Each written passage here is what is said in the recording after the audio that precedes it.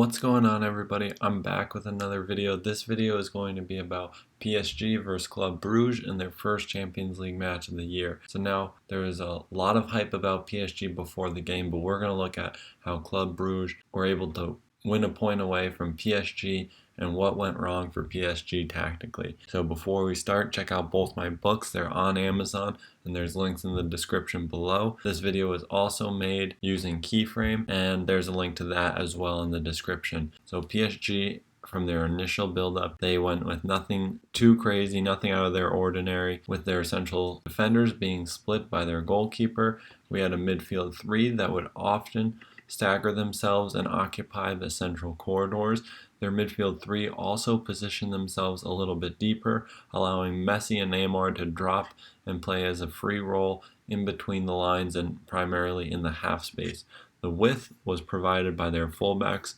throughout most of the game, except a few times when Messi and Neymar or Mbappe would fan out wide, and then the center would be opened up for the fullbacks making inverted runs, or if they stayed deeper to create a back three higher up the field. Club Brugge, they played very man-oriented throughout the match, and in their initial press, they played somewhat of a 4-3-3, and they looked to keep a +1 numerical superiority at the back, and this led to a high level of man orientation higher up the field, while playing with dual roles, which typically saw the wide central defender and the wide fullback becoming free on one side, but PSG weren't so much concerned with creating a numerical advantage as they were exploiting the qualitative advantage that they had higher up the field with Messi, Neymar, and Mbappe. So this wasn't a big weakness for Club Brugge, and Club Brugge, more importantly, focused on keeping access to Messi, Neymar, and Mbappe while providing a lot of cover in behind. So here we can see a good example of their build-up shape, using fullbacks in the wide area as their single width, and now their midfield three is heavily marked through man orientation, and their front three are very narrow, with Messi and Neymar dropping between the lines with the space. But then Club Brugge had to be very adaptable, at times playing against PSG with their fullbacks and central defenders occupying different roles, where sometimes the fullbacks would have to go higher to create access to the wide players of PSG, or they could come narrow to then follow Messi, Neymar, or Mbappe between the lines, but through their man orientation in the center of the field, they could create 3v3s or 4v4s depending on the movements of Messi and Neymar primarily, and then their front three looked to press from out to in and take away the wide options from PSG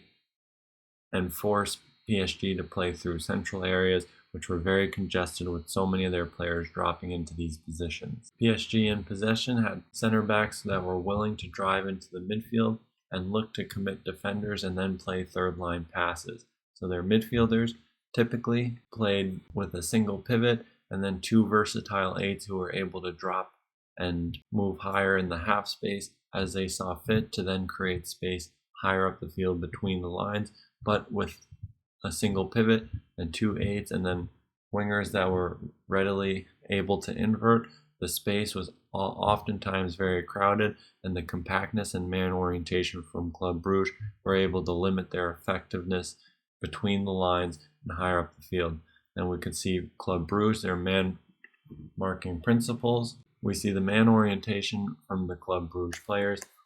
creating direct access and having a high intensity of pressing towards each individual player. And with this man orientation around the ball and in the mutual help space, it became very hard for PSG to play out of it, and the condensed space paired with the high volume of players made it hard for PSG in their build-up phase. In the midfield third, we can see a makeshift 4-5-1 or a makeshift 5-3-2 from Club Brugge, with now their wide players dropping a little bit deeper, orienting themselves to the fullbacks, and with PSG's asymmetry in their fullbacks, one would typically go higher than the other, we would then get this 5-3-2 shape from Club Brugge. And then as the game went on, it looked more clear as a 5-3-2 deeper, whereas even sometimes it would look like a 6-3-1, especially later in the game where they strive to create numerical superiority in their last line of defense against the PSG front three and advancing fullbacks. But now we see the midfielders occupying each of the central corridors, higher of the fullbacks and defenders, allowing for the space between the lines to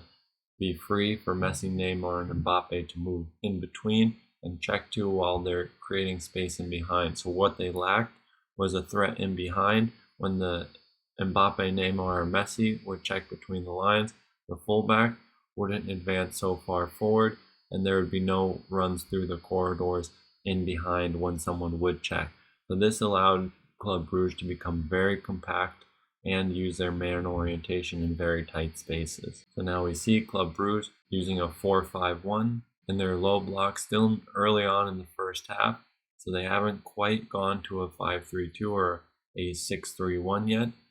as that happened later in the match and as the progressive fullbacks for PSG became more prominent. We'll see more players, more fullbacks from PSG making these advancing runs, then allowing for the space between the lines to then be occupied by Messi, Neymar, and Mbappe, allowing for the fullbacks to play in the wide areas, get into crossing and cutback positions, while their qualitative superiority maintains in the center. So what this did is it made it very hard for these players to have any sort of effect on the game, and it forced them to use other players that weren't crucial to their attacking threat, which wasn't part of their game plan, you could tell, which is why they looked so out of sorts in possession at times. And now we can see their man-marking center backs and how they created numerical superiority. So we have a back five here. Each of the man-marking defenders we've highlighted, and then the one free player for Club Brugge was their most central defender. So they have numerical superiority in their last line of defense, and then we can start to see their man orientation used in the midfield third, which gave them kind of an unorthodox midfield shape because of this man orientation throughout the field, but it made it very hard for PSG to find space between the lines and create a free player, especially one of their front three. To be this free player, it was very hard for them to get on the ball in advanced position. So oftentimes Messi, Neymar would have to drop deeper outside of the defensive block to receive the ball, and then with not very many passing options going forward. So it made it very hard for PSG against this Club Brugge defense. Now Club Brugge in possession, they went with a 4-3-3, as we see here, a back four with higher fullbacks but using the minimum width, as we see, just playing a little off the touchline to then create a faster transition. And Club Brugge would typically attract the press of PSG from PSG's defensive 4-3-3, as we see Messi, Neymar, and Mbappe making up the front three. There are three midfielders mirroring them in a deeper position. So Club Brugge would then attract pressure and then look to play direct into their forwards most of the time. Sometimes they would look to play through the center to then release the wide areas, but more often than not in possession they played primarily safe, which would consist of attracting pressure and then releasing players higher up the field. PSG in deeper areas played in more of a 4-4-2, which required Neymar to have a bit more of a defensive role out of possession, so he would often be the player filling the left midfield role in their space-oriented 4-4-2, while they also created numerical advantage in their last line with their two central defenders against the one forward of Club Brugge. And now lastly, we'll take a quick look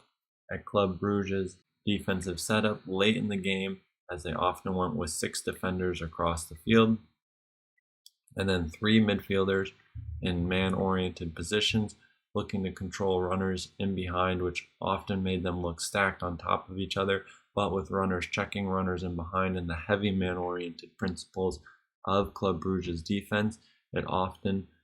made their midfield get put out of position and relied on jumping defenders to then track runners checking to the ball. But what it did do for the PSG build-up is it forced PSG to play in front of Club Brugge and look to advance their fullbacks and limit the space between the lines, which played into their favor, and it's how they neutralized the effectiveness of PSG. So that's going to wrap up the analysis for today. I hope you guys enjoyed the video, and I'll see you in the next one.